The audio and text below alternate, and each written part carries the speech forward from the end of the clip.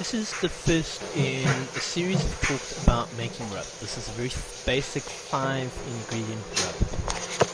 We're going to start with some cinnamon stick, my trusty mortar and pestle. I have several of these. I very seldom mix liquids in them because they tend to draw and it's difficult to get the flavour out. There are ways and means, it just involves vast amounts of salt. So we've got a cinnamon stick. I like the flavour of the cinnamon stick as opposed to the ready ground cinnamon. It's actually a very different flavour if you compare them. It requires a little bit more effort. Now you can make a marinade out of literally anything. The difference between a marinade and a rub is a marinade is a majority liquid, whereas a rub is pretty much always dry. So I'm going to give this a pounding, and it's not like you see in the movies where somebody is pounding it from about 4 feet above. This is mixed peppercorns, red, white, green and black. I just prefer the fact that there's a whole range of different flavours in each of these different colours of peppercorns, and it also gives you beautiful colour. I mean, it's really pretty. The jar is still nicely layered from when I filled it up. So we're going to pound those as well. You can use plain black peppercorns for this if you prefer as well. It doesn't have to be the mixture. Now I go to quite a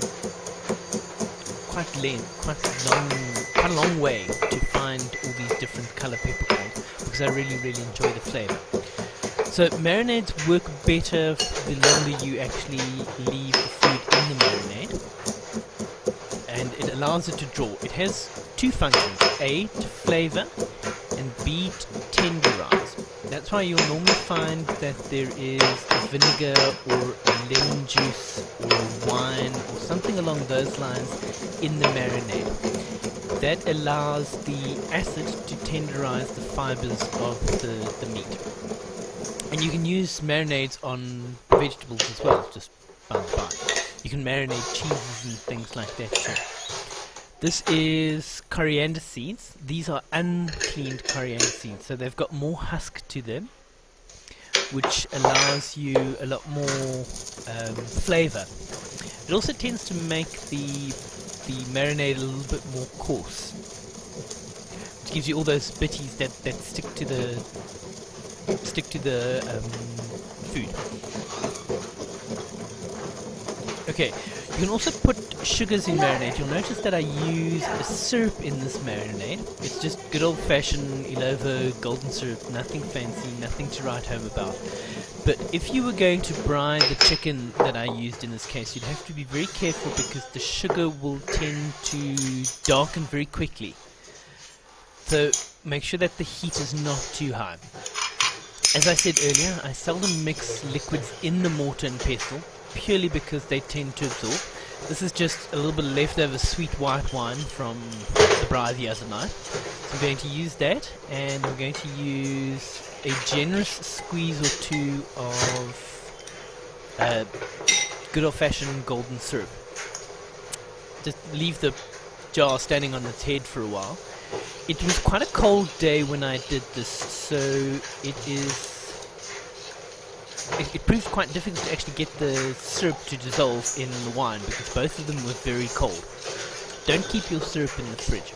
If you warm it up, the sugar in the syrup will tend to crystallize. So it's just easier to stir it a little bit, and maybe if you're going to warm it, 30 seconds in the microwave is more than plenty. Okay, this I did with chicken, so be very careful that you don't, if you're going to brine the chicken, that it doesn't actually burn.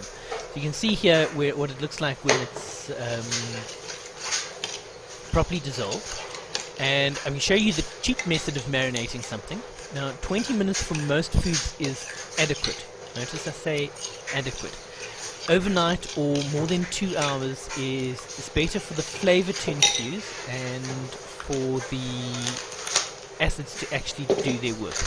I don't know if any of you remember the white jar of meat tenderizer from Robertson's. My mother used to use this extensively. And one day I took a look at it and realized that the active ingredient is actually pawpaw, as in a papaya, pawpaw.